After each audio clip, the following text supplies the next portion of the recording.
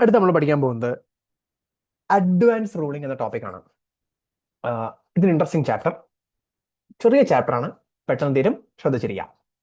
Okay, അപ്പോൾ ഇവിടെ എന്താ സംഭവിച്ചതെന്ന് വെച്ചാൽ, ഈ അഡ്വാൻസ് റൂളിംഗ് എന്ന് പറഞ്ഞാൽ ആ ഒരു കോൺസെപ്റ്റ് എന്താണെന്ന് ആദ്യം മനസ്സിലാക്കാൻ ഒരു എക്സാമ്പിൾ എടുക്കാം. ഇപ്പോൾ ലെറ്റ് സേ ഇങ്ങനൊരു പ്രൊഡക്റ്റ് ഉണ്ടെന്ന് വിചാരിക്കാം. എന്തോ ഒരു പ്രൊഡക്റ്റ്, ഓക്കെ, ഒരു റോബോട്ടിക് എക്യുപ്മെന്റ് എന്ന് വിചാരിക്കാം. ഓക്കെ, ഇത് മാനുഫാക്ചർ ചെയ്യുന്നത് ഇദ്ദേഹമാണെന്ന് വിചാരിക്കാം. ഓക്കെ, ഇദ്ദേഹം നമുക്കിപ്പോൾ സച്ചിൻ എന്ന് വിളിക്കാം, എക്സാമ്പിൾ. അപ്പൊ സച്ചിൻ ഇദ്ദേഹമാണ് ഞാൻ ഈ കാണിച്ച മെറ്റീരിയൽ അല്ലെങ്കിൽ ഈ കാണിക്കുന്ന റോബോട്ടിക് എക്യുപ്മെന്റ് മാനുഫാക്ചർ ചെയ്യുന്നത്. ഓക്കെ, അപ്പൊ ഇത് മാനുഫാക്ചർ ചെയ്തതിനു ശേഷം ഇയാൾ ഇപ്പൊ ഇത് വിൽക്കാൻ പോവാണല്ലോ. അപ്പൊ ഇത് വിൽക്കുന്ന സമയത്ത് ഇയാൾക്കൊരു ഡൗട്ട്. എന്താണ് ഡൗട്ട് എന്നറിയോ? ഈ സാധനം എക്സംപ്റ്റഡ് ആണോ അതോ ടാക്സബിൾ ആണോ എന്നുള്ള ഡൗട്ട്. ആ ഡൗട്ട് വരെയുള്ള കാര്യം എന്ന് വെച്ച് കഴിഞ്ഞാൽ, ഈ പ്രൊഡക്റ്റുമായി ബന്ധപ്പെട്ടിട്ടുള്ള അല്ലെങ്കിൽ എക്സംഷൻ നോട്ടിഫിക്കേഷൻസ് ഉണ്ടല്ലോ, ഏതൊക്കെ പ്രൊഡക്ട്സ് എക്സംപ്റ്റഡ് എന്ന്. അതിലൊരു ഐറ്റം വായിക്കുമ്പോൾ ഇയാൾക്ക് തോന്നുന്നത്, ചേട്ടാ എന്റെ ഐറ്റം ഈ ഡെഫിനിഷനിൽ പെടുമല്ലോ എന്നാണ് പുള്ളിക്ക് തോന്നുന്നത്. എന്നാൽ അതൊരു 100% ഉറപ്പ് കിട്ടുന്നുമില്ല. വളരെ സ്വാഭാവികമായിട്ട് സംഭവിക്കാവുന്ന, അല്ലെങ്കിൽ അദ്ദേഹത്തിന് ഇപ്പോൾ ഈ പ്രൊഡക്റ്റിന്റെ ക്ലാസിഫിക്കേഷനിലുള്ള ഡൗട്ട്, അത് കറക്റ്റ് HSN കോഡ്, ഏത് HSN കോഡ് വരുന്നതാണ് പുള്ളിക്ക് ഡൗട്ട്. ഒരു HSN കോഡ് വന്നാൽ ഇത് ടാക്സബിളാ, ഒരു HSN കോഡ് വന്നത് എക്സംപ്റ്ററാ, വാട്ട് എവർ, ഇയാൾക്ക് ഇപ്പൊ ഇത് ഡൗട്ടാണ്, ഇത് ടാക്സബിൾ ആണോ എക്സംപ്റ്റർ ആണോ എന്നുള്ള ഡൗട്ടാണ്. അപ്പൊ ഇങ്ങനെ ഡൗട്ട് വന്നു കഴിഞ്ഞാൽ സാധാരണ രീതിയിൽ ഒരാൾക്ക് ചെയ്യാൻ പറ്റുന്നത്, ഇപ്പൊ ഫോർ എക്സാമ്പിൾ നമ്മുടെ കേസിൽ സച്ചിന്റെ ചാർട്ടേഡ് അക്കൗണ്ടിന് ഇദ്ദേഹം എന്ന് വെച്ചോ, ഇദ്ദേഹത്തോട് ചോദിക്കുകയാണ്, സർ ഇത് ടാക്സബിൾ ആണോ എക്സംപ്റ്റർ ആണോ എന്ന് ചോദിക്കാം. പക്ഷേ ഇതൊരു വളരെ കോംപ്ലിക്കേറ്റഡ് ഇഷ്യൂ ആണ്, ഇതിനു മുമ്പ് ഇങ്ങനെ ഒരു ഇഷ്യൂ ഉണ്ടായിട്ടില്ല. അപ്പൊ എന്ത് പറ്റി? ഇദ്ദേഹത്തിനും കൃത്യമായ ഉത്തരം പറയാൻ പറ്റുന്നില്ല. എക്സാമ്പിൾ ട്ടോ, ചുമ്മാ ഒന്ന് വിഷ്വലൈസ് ചെയ്യാൻ വേണ്ടിയിട്ട്. ഓക്കെ, അപ്പൊ പിന്നെ പുള്ളി എന്ത് ചെയ്യുന്നറിയോ? Let say for example, for the sake of an example ട്ടോ, പുള്ളി നേരെ പോയിട്ട് GST ഡിപ്പാർട്ട്മെന്റ് ചോദിക്കാന്ന് വെച്ചോ, GST ഓഫീസർ എന്ന് വെച്ചോ. ഓക്കെ, പുള്ളി കുറച്ച് ഗൗരവത്തിൽ വന്നു തോന്നുന്നല്ലേ. പുള്ളി ചോദിക്കണം, സാറേ ഇത് ടാക്സബിൾ ആണോ എക്സംപ്റ്റർ ആണോ? അപ്പൊ പുള്ളി ഇങ്ങനെ നോക്കിയിട്ട്, ആ ഇത് എക്സംപ്റ്റർ ആവാം എന്ന് പറഞ്ഞു. ഇത് കേട്ടപ്പോ ഇയാൾക്ക് അങ്ങനെ സന്തോഷമായി, ഇതിന് GST ഒന്നും വേണ്ടല്ലോ. അങ്ങനെ അയാള് ഈ പറഞ്ഞ സാധനം GST ഒന്നും കളക്ട് ചെയ്യാതെ ഇങ്ങനെ സപ്ലൈ ചെയ്തുകൊണ്ടിരിക്കുന്നതിന് ഇടയ്ക്ക് വെച്ച് ഒരു ദിവസം നമ്മുടെ ആ പഴയ ഓഫീസർ ഇല്ലേ, പുള്ളിയുടെ ജൂറിസ്ഡിക്ഷൻ ഓഫീസർ, GST ഓഫീസർ, ഇയാള് ഇദ്ദേഹത്തിന് ഒരു നോട്ടീസ് അയച്ചു, നോൺ പേയ്മെന്റ് ഓഫ് GST എന്ന് പറഞ്ഞുകൊണ്ട്. ഹേ, ഞാൻ ചുമ്മാ ഒരു കഥ പോലെ ഉണ്ടാക്കി പറയൂ കേട്ടോ. അപ്പൊ എന്ത് പറ്റി? സച്ചിൻ ആലോചിച്ചതേ, ഷടാ ഈ ഓഫീസർ തന്നെയല്ലേ കുറച്ചു മുമ്പ് എക്സംപ്റ്റർ എന്ന് പറഞ്ഞേ, അതേ ഓഫീസറിന് ഇപ്പൊ ടാക്സ് അടച്ചില്ലെന്ന് പറഞ്ഞ് നോട്ടീസ് അയക്കാം. This poor fellow is very sad. പുള്ളി വെച്ച്, സാറേ എന്താ സാറേ ഇങ്ങനെ, സാർ ഇങ്ങനെ പണ്ട് പറഞ്ഞതല്ലേ എന്ന് പറഞ്ഞു. ഒരു GST ഓഫീസർ ഒരു കാര്യം പറഞ്ഞു എന്ന് വെച്ച് അത് നിയമമാണോ? അല്ല. അപ്പോ ഇയാള് പെട്ടു. ഇങ്ങനത്തെ പെടലുകൾ അവോയ്ഡ് ചെയ്യണമെന്നുണ്ടെങ്കിൽ, ഇങ്ങനെ പല രീതിയിൽ നമുക്ക് ഒരുപാട് സംശയങ്ങൾ വരാമല്ലോ, ഇത് പ്രത്യേകിച്ച് GSTയുമായി ബന്ധപ്പെട്ടിട്ട്. ആ സംശയങ്ങൾ വന്നു കഴിഞ്ഞാൽ നമ്മൾ ഇതിനു മുമ്പ് പറഞ്ഞ കാര്യങ്ങളൊന്നും അല്ല പുള്ളി ചെയ്യേണ്ടത്. അതായത് വളരെ അൺസേർട്ടൻ ആണ്, ആക്ടിൽ നിന്ന് വ്യക്തമായിട്ടൊരു പിക്ചർ കിട്ടുന്നില്ല, പ്രൊഫഷണലി അഡ്വൈസ് സീക്ക് ചെയ്തപ്പോഴും ഇതൊരു ഡൗട്ടാന്ന് മനസ്സിലാക്കി കഴിഞ്ഞാൽ ഇദ്ദേഹം ചെയ്യേണ്ടിയിരുന്നത് ഇതൊന്നുമല്ല. പുള്ളി എന്താ ചെയ്യേണ്ടതെന്ന് വെച്ച് കഴിഞ്ഞാൽ, ഇങ്ങനൊരു ഡിപ്പാർട്ട്മെന്റ് ഉണ്ട്, അതായത് പുള്ളി ഡൗട്ട് ഇല്ലേ, ആ ഡൗട്ട് ചോദിക്കേണ്ടത് ഇവിടെ കൊണ്ടാണ് ചോദിക്കേണ്ടത്. Department it's an authority for advance ruling, AAR എന്നാണ് ഇവരെ വിളിക്കുക. ഇവിടെ പോയിട്ടായിരുന്നു പുള്ളി ചോദ്യം ചോദിക്കേണ്ടിയിരുന്നത്. ഓക്കെ, ഇവിടെ ഒന്ന് ചോദിച്ചാൽ എന്താ ഗുണം? ഇവിടെ ഒന്ന് ചോദിച്ചിട്ട് ലെറ്റ്സ് സേ ഇവരിത് എക്സംപ്റ്റർ എന്ന് പറയാന്ന് വെച്ചോ. ഇവരിത് എക്സംപ്റ്റർ എന്ന് പറയുമ്പോൾ ഇത് ചുമ്മാ അങ്ങ് പറയുക മാത്രമല്ല ചെയ്യുക, ഇവര് ഒരു പ്രോപ്പർലി ഒരു റൂളിംഗ് അടിച്ചു കൊടുക്കും, ഒരു ഓർഡർ അടിച്ചു കൊടുക്കും. ആ ഓർഡറിൽ പറയും ഈ ഐറ്റം എക്സംപ്റ്റർ ആണെന്ന്. And the beauty of this particular ruling is it is legally binding on the department. മനസ്സിലായില്ലേ? ഇനി കുറച്ചൊരു ഡിപ്പാർട്ട്മെന്റിന് പറയാൻ പറ്റില്ല, ആ അല്ല കേട്ടോ അത് ടാക്സബിൾ, അങ്ങനെ പറയാൻ പറ്റില്ല, അന്ന് പറഞ്ഞ അഭിപ്രായം മാറ്റി പറയാനായിട്ട് പറ്റത്തില്ല. Okay, such A ruling is known as advance ruling. ഇപ്പൊ നിങ്ങൾക്ക് കാര്യം മനസ്സിലായോ എന്താ സംഭവം എന്നുള്ളത്? ഇതിന്റെ ഗുണം എന്താണ്? It's legally binding on this person. Okay, fine. So what is advance ruling? Means a decision provided by the authority or the appellate authority, അതാരെന്ന് പറയാട്ടോ, to an applicant on matters or on questions specified in section 97(2) or section 101. അതെന്തൊക്കെയാണ് questions ഞാൻ പറയാം. In relation to the supply of goods or service or both being undertaken or proposed to be undertaken by the applicant. So very interesting. Already നടക്കുന്നൊരു ട്രാൻസാക്ഷനെ പറ്റിയും ഈ ചോദ്യം ചോദിക്കാം, ഇനി നടക്കാൻ പോകുന്നൊരു സപ്ലൈനെ പറ്റിയും ചോദിക്കാം. And the other beauty of the section is by applicant എന്നാ പറഞ്ഞിരിക്കുന്നത്, ബൈ എ രജിസ്റ്റേർഡ് പേഴ്സൺ എന്നല്ല. അതിനർത്ഥം എന്താ? കത്തിക്കാണാം. Even an unregistered person can seek advance ruling. എക്സാമിന് ചോദിച്ചുള്ളതാട്ടോ അത്. Okay, even an unregistered person can seek advance ruling. Clear അല്ലേ? ഓക്കെ, അപ്പൊ നിങ്ങൾക്ക് എന്താണ് അഡ്വാൻസ് റൂൾ എന്നുള്ള കാര്യം മനസ്സിലായി. ഓക്കെ, ശരി. ഇനി what are the objectives of setting up an advance ruling mechanism? എന്താണ് അതിന്റെ ഗുണങ്ങൾ? Provide certainty in tax liability in advance in relation to an activity proposed to be undertaken by the applicant. Makes perfect sense. Attract foreign direct investment by ensuring certainty in taxation aspects of transactions. എന്താ ഉദ്ദേശിച്ചത്? നമ്മുടെ നാട്ടിലേക്ക് FDI എന്ന് വെച്ചാൽ എന്താ? വിദേശ നിക്ഷേപം, foreign direct investment. Okay, അപ്പോൾ വിദേശ കമ്പനികളൊക്കെ ഇന്ത്യയിൽ വന്നിട്ട് അവരുടെ പ്ലാന്റ് ഒക്കെ സെറ്റപ്പ് ചെയ്യുന്നതിന് മുമ്പ് അവർ ഇന്ത്യൻ ടാക്സേഷനെ പറ്റി പഠിക്കും. അത് പഠിക്കുന്ന സമയത്ത് അവർ സപ്ലൈ ചെയ്യാൻ പോകുന്ന ഗുഡിനെ പറ്റിയോ സർവീസിനെ പറ്റിയോ അവർക്ക് ഡൗട്ടുകൾ ഉണ്ടാവും. ആ ഡൗട്ടുകളൊക്കെ ആദ്യമേ ചോദിക്കാൻ ഇങ്ങനെ ഒരു സിറ്റുവേഷൻ ഉണ്ടെന്നുണ്ടെങ്കിൽ ഭാവിയിലെ ലിറ്റിഗേഷനൊക്കെ അവോയ്ഡ് ചെയ്യാം. അപ്പോൾ FDIനൊക്കെ ഇത് അട്രാക്ട് ചെയ്യും, ഇന്ത്യയിലേക്ക് വിദേശ നിക്ഷേപങ്ങൾ അട്രാക്ട് ചെയ്യും. റെഡ്യൂസ് ലിറ്റിഗേഷൻ മനസ്സിലായി. Pronounce ruling expeditiously in a transparent and inexpensive manner. ഇത് വളരെ സ്പീഡിൽ വരും and it's very inexpensive also. വരുന്നുണ്ട്, സമയമൊക്കെ വരും, പഠിക്കാം നമുക്ക്. Okay, fine. So this are the objectives of setting up advance ruling mechanism. Okay, ഇനി AAR, the authority for advance ruling constituted under the provision of SGST Act or UTGST Act shall be deemed to be the authority for advance ruling in respect of that state or union territory under CGST Act also. So the beauty of this provision is, please understand that AAR is formed under SGST Act and that AAR is applicable for CGST Act also, which means advance ruling ഓരോ സ്റ്റേറ്റിലുമാണുള്ളത്. അതായത് authority for advance ruling ഓരോ state, ഇപ്പൊ Kerala AAR, Tamil Nadu AAR, Karnataka AAR, ഇങ്ങനെ ഓരോ AAR ഉണ്ടാവും. അപ്പൊ നിങ്ങൾ കേരളത്തിൽ ചെയ്യാൻ പോകുന്ന ട്രാൻസാക്ഷനെ ബന്ധപ്പെട്ടിട്ട് കേരള AARന്റെ അടുത്താണ് ചോദിക്കേണ്ടത്.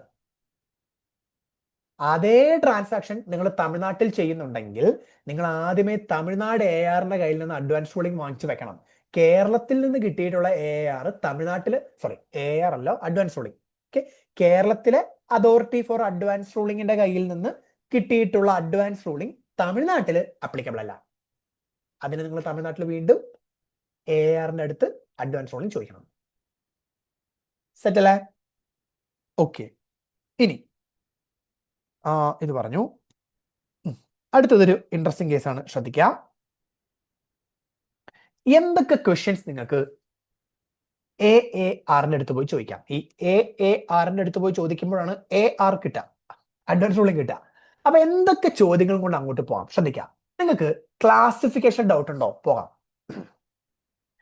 നിങ്ങൾക്ക് applicability of a notification doubt ഉണ്ടോ? Exemption notification, reverse charge notification, അപ്പൊ അങ്ങനത്തെ എന്തെങ്കിലും നോട്ടിഫിക്കേഷൻ ഡൗട്ട് ഉണ്ടോ? ചോദിക്കാം. നിങ്ങൾക്ക് ടൈം ഓഫ് സപ്ലൈയിലോ വാല്യൂ ഓഫ് സപ്ലൈയിലോ ഡൗട്ട് ഉണ്ടോ? ചോദിക്കാം. വെരി ഇൻട്രസ്റ്റിംഗ്ലി ഇവിടെ TOS VOS എന്ന് മാത്രമേ പറഞ്ഞിട്ടുള്ളൂ. എന്ത് പറഞ്ഞിട്ടില്ല? Place of supply. അതിന് കാരണം നിങ്ങൾക്ക് ഏകദേശം ഊഹിച്ചാൽ കിട്ടും. ആലോചിച്ച് നോക്കിയേ, നിങ്ങളിത് ഓരോ സ്റ്റേറ്റിൽ പോയിട്ടല്ലേ ചോദിക്കുന്നത്. ഈ പ്ലേസ് ഓഫ് സപ്ലൈ നിങ്ങളുടെ മനസ്സിൽ ഡൗട്ട് ഉണ്ടെങ്കിൽ നിങ്ങളുടെ ഡൗട്ട് എന്താ? ഈ സ്റ്റേറ്റ് ആണോ അപ്പർ സ്റ്റേറ്റ് ആണോ എന്നല്ലേ? അപ്പൊ പിന്നെ നിങ്ങൾ കേരളമാണോ തമിഴ്നാടാണോ എന്ന് ഡൗട്ട് ഉണ്ടെങ്കിൽ നിങ്ങളിപ്പോ കേരളത്തിലെ AARനോട് ചോദിച്ചാൽ അത് മിക്കവാറും കേരളം എന്ന് പറയും, അല്ലെങ്കിൽ അവർക്കത് കൃത്യമായിട്ട് പറഞ്ഞുതരാൻ പറ്റിക്കൊള്ളുന്നില്ല. അതുകൊണ്ട് പ്ലേസ് ഓഫ് സപ്ലൈനെ പറ്റി ചോദിക്കാനായിട്ട് ഇവിടെ പറ്റില്ല.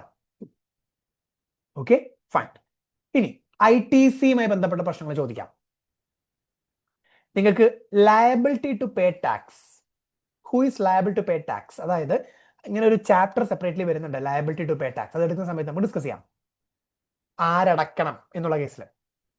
ഓക്കെ, അത് ഫോർവേഡ് ചാർജ് റിവേഴ്സ് ചാർജ് അല്ല കേട്ടോ. അതിന് നമുക്കിത് ഇവിടെ ആപ്ലിക്കബിലിറ്റി നോട്ടിഫിക്കേഷൻ നോക്കിയാൽ അത് വേറെ വിഷയമാണ്. ഇനി രജിസ്ട്രേഷന്റെ ലയബിലിറ്റിയെ പറ്റി, രജിസ്ട്രേഷൻ എടുക്കണോ വേണ്ടയോ ചോദിക്കാം. ഓക്കെ, എന്തിനധികം ഒരു ട്രാൻസാക്ഷൻ സപ്ലൈ ആണോ അല്ലയോ എന്നൊരു ചോദിക്കാം. ഈ പറയുന്ന 1 2 3 4 5 6 7 7 ചോദ്യങ്ങളാണ് നിങ്ങൾക്ക്, 7 വിഷയങ്ങളുമായി ബന്ധപ്പെട്ട ചോദ്യങ്ങളാണ് നിങ്ങൾക്ക് AARനോട് ചോദിക്കാൻ പറ്റുക. അപ്പൊ ഞാൻ ബുക്കിൽ കൊടുത്തിട്ടുണ്ട്, ഇമ്പോർട്ടൻറ്റ് കോൺസെപ്റ്റ് ആണ്.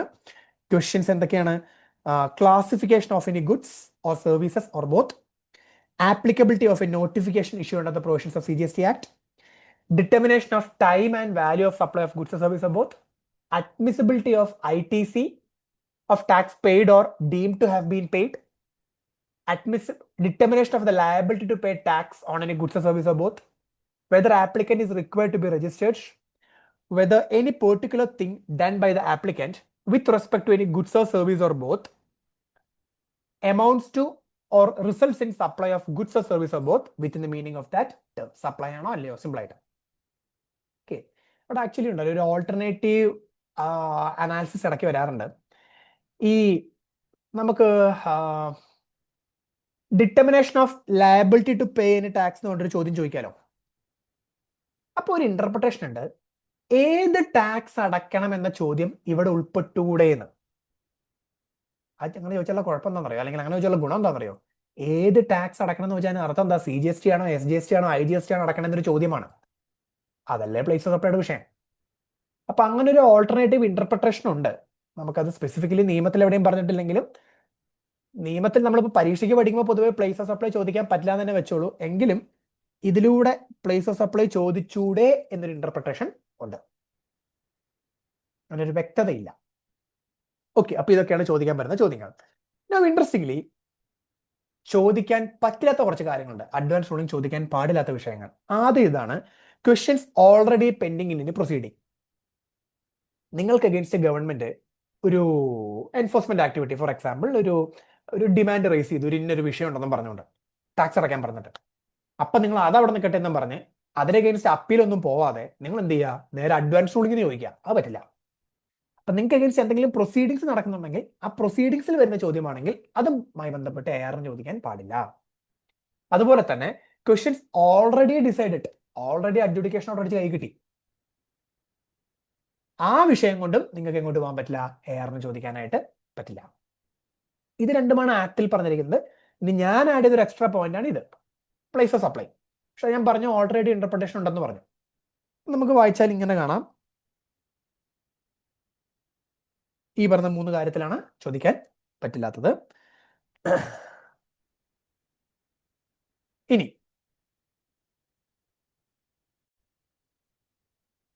the questions for which advance ruling cannot be sought, questions already pending in proceeding in case of the applicant. That's interesting. In case of the applicant. അത് ഉദ്ദേശം അറിയോ? അപ്പൊ നമ്മുടെ കേസിൽ സച്ചിനായിരുന്നില്ല ആപ്ലിക്കന്റ്. ഓക്കെ, സച്ചിനുമായി ബന്ധപ്പെട്ട് അങ്ങനെ ഒരു പെൻഡിങ് കേസ് ഉണ്ടെങ്കിൽ മാത്രം സച്ചിൻ ചോദിക്കാൻ പറ്റാതിരിക്കുള്ളൂ. ഓക്കെ, ഇപ്പൊ ഉദാഹരണം സച്ചിന്റെ ഫ്രണ്ട് രാഘവ്, എക്സാമ്പിൾ. രാഘവന് അഗെയിൻസ്റ്റ് ഗവൺമെന്റ് ഒരു ആക്ഷൻ സ്റ്റാർട്ട് ചെയ്തു, ഒരു പ്രൊസീഡിങ്ങിലാണ്. അപ്പൊ ആ ചോദ്യം രാഘവന് ചോദിക്കാൻ പറ്റില്ല, പക്ഷെ അതേ ട്രാൻസാക്ഷൻ സച്ചിനും ചെയ്യുന്നുണ്ടെന്ന് വിചാരിക്കുക. സച്ചിൻ എന്ത് ചെയ്യാം, ആ ആക്ഷൻ സച്ചിന്റെ മേലെ വരുന്നതിന് മുമ്പ് വേണമെങ്കിൽ അഡ്വാൻസ് റൂളിംഗ് സീക്ക് ചെയ്യാം. അതാണ് in case of the applicant എന്ന് പറഞ്ഞിരിക്കുന്നത്.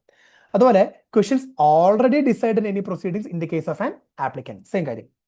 ഞാൻ ഇവിടെ എക്സ്ട്രാ കൊടുത്ത determination of place of supply of goods or service or both.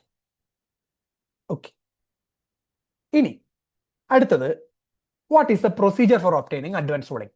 നമുക്ക് തന്നെ സ്റ്റെപ്പ് ബൈ സ്റ്റെപ്പ് പ്രൊസീജിയർ നോക്കാം, ശ്രദ്ധിക്കാം. So first, the applicant will have to make an application to the AR, and that makes sense. There's a prescribed fee that's going to be 5,000 rupees. 5,000 രൂപ fees അടച്ചിട്ട് apply ചെയ്യാം. Now the AR to send copy of application to the concerned officer, concerned jurisdictional GST officerക്ക് AR application ഒരു copy അയച്ചു കൊടുക്കും. Okay, if necessary call for relevant records return as soon as possible. Documents ഒക്കെ ചോദിച്ചു കഴിഞ്ഞാൽ അയാൾ പെട്ടെന്ന് തന്നെ അയച്ചു കൊടുക്കാം. Okay, AR may examine the application along with records and may hear the applicant and pass order admission or rejection. ഇവിടെ എന്താ ചെയ്യാന്ന് വെച്ച് കഴിഞ്ഞാൽ ഒരു ബേസിക് പ്രൈമ ഫേസി ഡിസ്കഷന് ശേഷം ഈ ആപ്ലിക്കേഷൻ കൺസിഡർ ചെയ്യണോ വേണ്ടെന്ന് ഇവര് തീരുമാനിക്കും. അത് 2 കൂട്ടരെയും കേൾക്കും. ഓക്കെ, അപ്പോൾ അവിടെ തന്നെ അവർ പറഞ്ഞിട്ടുണ്ട്, application will not be admitted where the question raised in the application is already pending or decided in any proceedings in the case of an applicant under any provision of this act. Already പറഞ്ഞ കാര്യം, അങ്ങനെയാണെങ്കിൽ എടുക്കൂല എന്ന് പറഞ്ഞു അല്ലെ. Fine. ഇനി if rejected should be by way of speaking order giving reason of rejection. Reject ചെയ്ത് കഴിഞ്ഞാൽ അതിന് വളരെ വ്യക്തമായിട്ട് എന്തൊക്കെ കാരണം റിജക്ട് ചെയ്തു എന്നുള്ള അവിടെ ഉണ്ടാവും. അപ്പൊ ഇവിടെ എന്ത് റിജക്ട് ചെയ്തു? നിങ്ങളുടെ അഡ്വാൻസ് റൂളിംഗ് സീക്ക് ചെയ്തുകൊണ്ടുള്ള ആപ്ലിക്കേഷൻ റിജക്ട് ചെയ്തു കേട്ടോ. ഓക്കെ, ഇനി അല്ല ഇവരിത് കൺസിഡർ ചെയ്യുന്നു, ഇവർ അഡ്മിറ്റ് ചെയ്ത് കഴിഞ്ഞാൽ വിത്തിൻ 90 ഡേയ്സ് നിങ്ങൾക്ക് അഡ്വാൻസ് റൂളിംഗ് കിട്ടും. അതാണ് സ്പീഡിൽ കിട്ടുമെന്ന് പറഞ്ഞത്. വിത്തിൻ 90 ഡേയ്സ് അഡ്വാൻസ് റൂളിംഗ് കിട്ടും. Okay, after examination of application and any other further material. AR must hear the applicant or his authorized representative as well as the jurisdiction officers. Make sense? Now,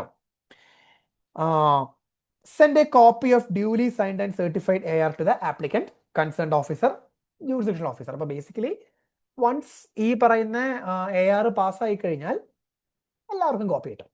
interestingly, if there is difference of opinion between 2 members of ARലെ 2 members തമ്മിലുള്ള opinion differentiate ചെയ്യുന്നുണ്ടെങ്കിൽ, അതായത് നമുക്ക് എന്താ മനസ്സിലാവുന്നത്, ഇവിടെ unanimous decision ആയിരിക്കണം. ആ വിഷയം കേൾക്കുന്ന ആൾക്കാർ യുനാനിമസ് ഡിസിഷൻ ആയിരിക്കണം. ആരെങ്കിലും ഒരാള് ഡിസഗ്രി ചെയ്യുകയാണെന്നുണ്ടെങ്കിൽ refer to AAR points on which disagreement exist. ആരാണ് ഈ AAR? Appellate authority for advance ruling വരുന്നുണ്ട്. ഈ അഡ്വാൻസ് റൂളിംഗിന്റെ ഒരു ഓർഡർ കിട്ടിക്കഴിഞ്ഞാലേ, ഇപ്പൊ നിങ്ങൾക്ക് അഡ്വാൻസ് റൂളിംഗ് കിട്ടിയെന്ന് വെച്ചോ, അതിൽ നിങ്ങൾ ഹാപ്പി അല്ലെങ്കിൽ പോകാൻ പറ്റുന്ന ഒരു അപ്പല്ലറ്റ് അതോറിറ്റിയാണ് ഈ AAR എന്ന് പറയുന്നത്. അത് നമ്മൾ വരുന്നുണ്ട്. AARലേക്ക് പോകുന്ന വേറൊരു സിറ്റുവേഷൻ ആണ്, ഓൾറെഡി AARൽ വിഷയം നിൽക്കുകയാണ്, അവിടെ നിന്ന് സൊല്യൂഷൻ ഒന്നും ആയിട്ടില്ല, പക്ഷെ ഡിസഗ്രിമെന്റ് ഉണ്ട്. അങ്ങനെയാണെങ്കിലും അതെങ്ങോട്ട് പോകും? AARലേക്ക് പോകും. ഓക്കെ, അവിടെയും ഡിസഗ്രിമെന്റ് വരുവാണെങ്കിൽ very sorry, there is no advance ruling കേട്ടോ. ഒന്നും ചെയ്യാൻ പറ്റില്ല. പിന്നെന്താ, ആക്ച്വലി സൊല്യൂഷൻ ഇല്ല. നമുക്ക് റിട്ട് പെറ്റീഷൻ ഒക്കെ പറ്റുമെന്നുള്ള കാര്യമൊക്കെ ആലോചിക്കാവുന്ന കാര്യമാണ്, പക്ഷെ ഇവിടെ ഇനി വേറെ വഴിയില്ല, കഴിഞ്ഞു. Okay, fine. So that is the procedure for obtaining advance ruling. Okay, now നമ്മൾ നേരത്തെ സംസാരിച്ച പോലെ appellate authority for advance ruling. The appellate authority for advance ruling constitute under the provisions of SGST or UTGST Act shall be deemed to the authority for advance ruling in respect of that state or UT under CGST Act. നേരത്തെ പറഞ്ഞ പോലെ തന്നെ authority for advance ruling ഓരോ സ്റ്റേറ്റിലുമാണ്. SGST ആക്ടിന് കീഴിലാണെന്ന് പറഞ്ഞ പോലെ തന്നെ appellate authority for advance റൂളിംഗും same കഥയാണ്. ഓക്കെ, നൗ CGST ആക്ടിന് കീഴിലല്ല, SGST ആക്ടിന് കീഴിലാണ്. വായിച്ചു പോയിക്കോളൂ കേട്ടോ. ഓൾറെഡി ഈ കഥ നമ്മൾ സംസാരിച്ചാ. ഓക്കെ, ശരി. ഇനി appeals against order of AR or the AAR. അതായത് നമ്മൾ AARൽ പോയി കഴിഞ്ഞാൽ പ്രൊസീജിയർ എങ്ങനെയാണെന്ന് നമുക്ക് നോക്കാം. ശ്രദ്ധിക്കാം. അപ്പോൾ if the applicant or concerned jurisdiction officer is agreed with the finding of AR, he can file an appeal to AAR. മനസ്സിലായോ? അപ്പോൾ അപ്പീൽ പോകാൻ നിങ്ങൾക്ക് മാത്രമല്ല ഡിപ്പാർട്ട്മെന്റിനും പറ്റും. ഇപ്പം എൻ്റെ കേസിൽ സച്ചിൻ അപ്പലറ്റ് അതോറിറ്റിയുടെ അടുത്തേക്ക്, സച്ചിൻ അഡ്വാൻസ് റൂളിംഗ് ARന്റെ അടുത്ത്, അതോറിറ്റി ഫോർ അഡ്വാൻസ് റൂളിംഗിന്റെ അടുത്ത് അപ്ലൈ ചെയ്തു. അവിടെ നിന്ന് കിട്ടിയ ഓർഡർ അദ്ദേഹത്തിന് ഫേവറബിൾ അല്ല എന്നുണ്ടെങ്കിൽ അദ്ദേഹത്തിന് വേണമെങ്കിൽ എന്ത് ചെയ്യാം, നേരെ AARൽ അപ്പീൽ പോവാം. അതേപോലെ തന്നെ നമ്മുടെ ഡിപ്പാർട്ട്മെന്റും പോവാം. ഓക്കെ, എത്ര നാൾക്കുള്ളിൽ? Within 30 days. ഓക്കെ, ഫീസ് ഉണ്ടോ? നമ്മുടെ ഡിപ്പാർട്ട്മെന്റ് ആണെങ്കിൽ ഫീസ് ഇല്ല, ഓഫ് കോഴ്സ്. നമ്മളാ കൊടുക്കുന്നെങ്കിൽ 10,000 രൂപ ഫീസ് ഉണ്ട്. ഓക്കെ, ഇനി 30 ദിവസം എക്സ്റ്റെൻഡ് ചെയ്യാൻ പറ്റുമോ? പറ്റും. ഒരു ഫർദർ 30 days കൂടെ എക്സ്റ്റെൻഡ് ചെയ്യാനായിട്ട് പറ്റും. ശരി, ഇനി pass order within 90 days of filing appeal after hearing parties. നേരത്തെ പറഞ്ഞ 90 days തീരുമാനമാകും. Okay, pass order within 90 days. അതിന് ആ ഓർഡർ എങ്ങനെയായിരിക്കാം? It can be confirming, modifying the ruling appealed against. ഒന്നിലെ കൺഫേം ചെയ്യാം അല്ലെങ്കിൽ മോഡിഫൈ ചെയ്യാം. Okay, send copy of duly sign AR to all these people. അതൊക്കെ ഓൾറെഡി നമ്മൾ ഡിസ്കസ് ചെയ്തു, ഈസിയാണ്. ഓക്കെ, ഇനി ഡിസഗ്രിമെന്റ് ഉണ്ടെങ്കിലോ? There is no advance ruling. Easy അല്ലേ? ഓക്കെ, അപ്പൊ ഇതാണ് AARന്റെ പ്രൊസീജിയർ, അല്ലെങ്കിൽ അവിടേക്ക് പോകുന്ന ആപ്ലിക്കേഷന്റെ ഫ്ലോ. ഓക്കെ, ഇനി റെക്ടിഫിക്കേഷൻ ഓഫ് മിസ്റ്റേക്സ് പറ്റുമോ? അത് AR ആയിക്കോട്ടെ AAR ആയിക്കോട്ടെ, പറ്റുമോ? പറ്റും. The law gives power to AR or AAR to amend their order to rectify any mistake apparent from the record within a period of 6 months from the date of order. നമ്മൾ നേരത്തെ appeals and റിവിഷൻസിലൊക്കെ പഠിച്ച പോലെ തന്നെ ഇവിടെയും mistake apparent from record ആണെങ്കിൽ മാത്രം, നമ്മൾ discuss ചെയ്തായിരുന്നു അല്ലേ, മിസ്റ്റേക്സ് അപ്പാരന്റ് ഫ്രം റെക്കോർഡ് ആണെങ്കിൽ മാത്രം നിങ്ങൾക്ക് വിത്തിൻ 6 months അതിനോട് അപ്ലൈ ചെയ്യാം to rectify it. Such mistake may be notified by the authority on its own accord or may be brought to its notice by the applicant or the concerned or jurisdictional officer. Now, If a rectification has the effect of enhancing the tax liability or reducing the quantum of ITC, the applicant must be heard before the order is passed. നമ്മൾ അവിടെയും പഠിച്ച same കഥയാണ്, നേരത്തെ പഠിച്ച same കഥയാണ്. അപ്പോൾ ഒരു mistake apparent from record ആണെങ്കിലും അത് റെക്ടിഫൈ ചെയ്യുന്നത് മൂലം ടാക്സ് ലയബിലിറ്റി കൂടുന്നുണ്ടെങ്കിൽ അല്ലെങ്കിൽ ITC കുറയുന്നുണ്ടെങ്കിൽ definitely a reasonable opportunity of being heard കൊടുക്കണം. That make sense. ഓക്കെ, അടുത്തൊരു ഇൻട്രസ്റ്റിംഗ് പ്രൊവിഷൻ ആണ്, ശ്രദ്ധിക്കാം. നമ്മുടെ സച്ചിൻ അല്ലെ, പുള്ളിക്ക് നേരത്തെ അഡ്വാൻസ് റൂളിംഗ് കിട്ടിയായിരുന്നല്ലോ. അതെ, അപ്പോഴേ സച്ചിൻ ഉണ്ടാക്കിയ പ്രൊഡക്റ്റ് ഇതാണല്ലോ. ഓക്കെ, ഇതേ പ്രൊഡക്റ്റ് മാനുഫാക്ചർ ചെയ്യുന്ന വേറൊരാൾ ഇന്ത്യയിലുണ്ട്, ഈ പുള്ളിക്കാരി എക്സാമ്പിൾ. ഓക്കെ, സച്ചിന്റെ പ്രൊഡക്റ്റ് മാനുഫാക്ചർ ചെയ്യുന്ന വേറൊരു ആളാണ് ഈ പുള്ളിക്കാരി. Now, this lady is also having the same doubt. എന്താണ്? Whether this product is taxable or exempted. അപ്പൊ പുള്ളിക്കാരി എന്താ നോക്കണമെന്ന് അറിയോ? അങ്ങനെ എന്താ നോക്കണമെന്ന് നോക്കിയേ. ഓൾറെഡി ഈ പ്രൊഡക്റ്റുമായി ബന്ധപ്പെട്ട് സച്ചിന് അഡ്വാൻസ് കൂടി കിട്ടിയിട്ടില്ലേ, ഇത് എക്സെപ്റ്റർ ആണ്. അപ്പോ നമ്മുടെ ലേഡി പുള്ളിക്കാരിയും പറയാണ്, my product is also excepted. ഈ പരിപാടി പറ്റില്ല. Why? If an advance ruling is given by authority for advance ruling, it is binding only on that person and department. അയാളിലും ഡിപ്പാർട്ട്മെന്റിലും മാത്രമേ അത് ബൈൻഡിങ് ആയിട്ടുള്ളൂ. തേർഡ് പാർട്ടിയുടെ മേലെ ഈ പറഞ്ഞ പ്രൊവിഷൻ ബൈൻഡിങ് അല്ല. മനസ്സിലായോ? ഓക്കെ, നമുക്ക് നോക്കാം, ശ്രദ്ധിക്കാം. An advance ruling pronounced by AR or AAR shall be binding only on the applicant and on the concerned officer or the jurisdictional officer in respect of the applicant. This clearly means that an advance ruling is not applicable to similarly placed other taxable persons in the state. Okay? It is in the state. അതായത് ഇപ്പൊ ഞാൻ ഈ പറഞ്ഞ example ഈ lady ഇദ്ദേഹത്തിന്റെ same state ആയിട്ടാണെങ്കിൽ പോലും കാര്യമില്ല. Okay, ഇനി it is only limited to the person who has applied for an advance ruling. The law does not provide for a fixed time period for which a ruling shall apply. That's also important. നമുക്ക് once AR കിട്ടിക്കഴിഞ്ഞാൽ അതിന്റെ validity എന്താണ്? അതിന് അങ്ങനെ ഒരു validity ഇല്ല. അതായത് instead it has been provided that advance ruling shall be binding till the period when the law, facts or circumstances supporting the original advance ruling has not changed. അതായത് ഇപ്പോ നമ്മുടെ എക്സാമ്പിളില് ഈ പുള്ളിക്ക് ഇത് എക്സംപ്റ്റർ എന്ന് പറഞ്ഞ അഡ്വാൻസ് റൂളിംഗ് കിട്ടിയല്ലോ. ഓക്കെ, അപ്പൊ ഈ അഡ്വാൻസ് റൂളിന്റെ വാലിഡിറ്റി എന്നതിന് വാലിഡിറ്റി ഇല്ല. ഇത് അങ്ങോട്ട് ഫ്രണ്ടിലേക്ക് ഇത് അപ്ലിക്കബിൾ ആണെന്നും. പക്ഷേ കുറേ കാലം കഴിഞ്ഞപ്പോൾ ഗവൺമെന്റ് ഒരു സ്പെസിഫിക് നോട്ടിഫിക്കേഷൻ ഇറക്കി പറയാണ് ഈ പ്രൊഡക്റ്റ് ഇനി മുതൽ ടാക്സബിൾ ആണെന്ന് പറഞ്ഞു കഴിഞ്ഞാൽ ആ നോട്ടിഫിക്കേഷൻ വന്ന അന്ന് മുതൽ AR അപ്ലിക്കബിൾ അല്ല. അതാണ് നിയമം മാറാത്തടത്തോളം കാലം അഡ്വാൻസ് റൂളിങ്ങിന് വാലിഡിറ്റി ഉണ്ടാവും. പെർഫെക്റ്റ്. ഓൾറൈറ്റ്. ഇനി നമ്മൾ ഈ ചാപ്റ്ററിന്റെ ഒരു അവസാന ഭാഗത്തേക്ക് പോവാണ്, ശ്രദ്ധിക്കുക. നമുക്ക് നമ്മുടെ പാർട്ടി വീണ്ടും എടുക്കാം. Okay, fine. ഇദ്ദേഹം നമ്മുടെ അഡ്വാൻസ് റൂളിങ്ങിന് അപ്ലൈ ചെയ്തല്ലോ പണ്ട്. അത് അപ്ലൈ ചെയ്തപ്പോൾ ലെറ്റ്സ് സേ ഫോർ എക്സാമ്പിൾ നമ്മുടെ authority for advance ruling further information ഒക്കെ ചോദിക്കാന്ന് പറഞ്ഞില്ലേ, അവർ ചോദിച്ചിരുന്നു. അവരെന്താ ചോദിച്ചത്?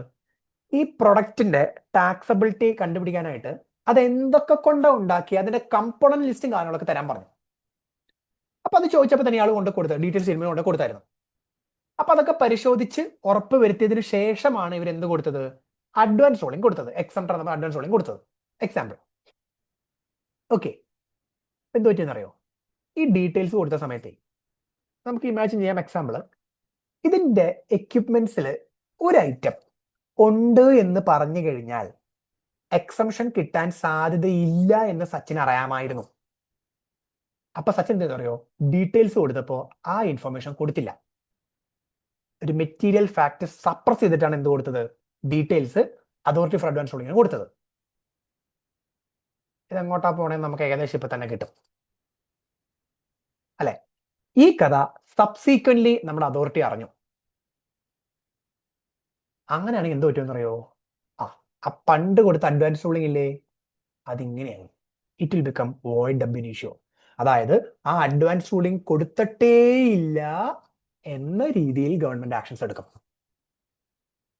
ഇതൊരു 3 വർഷം കഴിഞ്ഞിട്ടാണ് ഈ പറയുന്ന സംഭവം നടക്കുന്നുണ്ടെങ്കിൽ പെട്ടില്ലേ? ആ 3 വർഷത്തെ ടാക്സ് ഒരുമിച്ച് അടക്കേണ്ടി വരും. അല്ലെങ്കിൽ ഒരു 5 വർഷം 5 വർഷത്തെ ടാക്സ് ഒരുമിച്ച് അടക്കേണ്ടി വരും. ഓക്കെ, നമുക്കൊന്ന് വായിച്ചു നോക്കാം. ഇൻട്രസ്റ്റിംഗ് ആണ്, ശ്രദ്ധിക്കാം.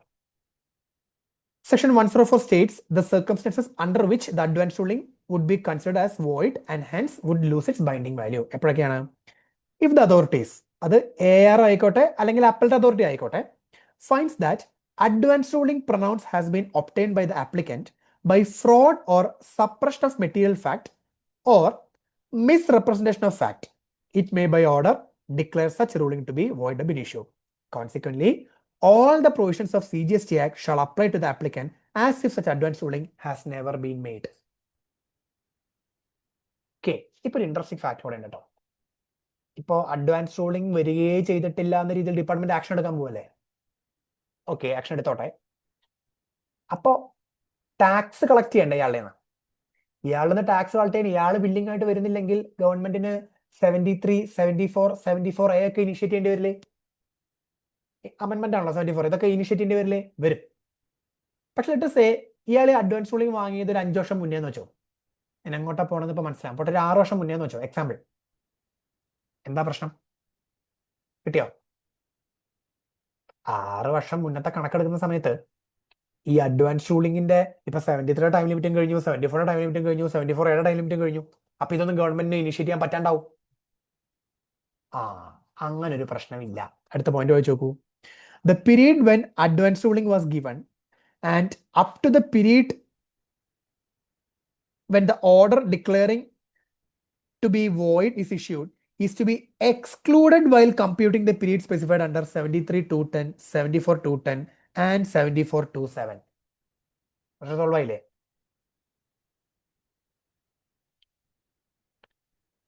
അപ്പോൾ അഡ്വാൻസ് റൂളിംഗ് കൊടുത്ത കാലം മുതൽ, ഞാൻ ആ സെന്റൻസ് ഒന്ന് കറക്റ്റ് ചെയ്തിട്ട് ബുക്കിലേക്ക് ഇട്ടേക്കാം. അഡ്വാൻസ് റൂളിംഗ് കൊടുത്ത കാലം മുതൽ ഇപ്പോ ഈ പറയുന്ന വോയിഡ് ആണ് എന്നും പറഞ്ഞിട്ട് ഓർഡർ വന്ന ആ ഒരു പീരീഡിന് ഇടയിലുള്ള ഗ്യാപ്പ് നമ്മൾ നേരത്തെ പറഞ്ഞ 73യുടെയോ 74ന്റെയോ 74Aയുടെയോ ടൈം ലിമിറ്റിൽ കൺസിഡർ ചെയ്യില്ല. അപ്പൊ അതൊക്കെ നമ്മുടെ പുറകെ വീണ്ടും വരും. ഓക്കെ, ശരി. An order declaring advance ruling to be void can be passed only after hearing the applicant and appellant. Makes sense. A copy of the order so made shall be sent to the applicant, the concerned officers and the jurisdictional officer. Okay. Now this is fairly easy. വായിച്ചു നോക്കിയാൽ മതി. അതായത് നമ്മുടെ code of civil പ്രൊസീജിയറിൽ പറയുന്ന എല്ലാ പവറും നമ്മുടെ ARനുണ്ട്, ARനും AAR ഉണ്ടെന്ന് പറയുന്ന പ്രൊസീജിയർ നോട്ട് വെരി ഇമ്പോർട്ടൻറ്റ്. നിങ്ങൾക്ക് ഓടിച്ച് വായിച്ചു നോക്കാം. Okay, fine. So with that we are done with advance ruling. എല്ലാവർക്കും ക്ലിയർ ആയിട്ട് മനസ്സിലാവും വിചാരിക്കുന്നു. Okay.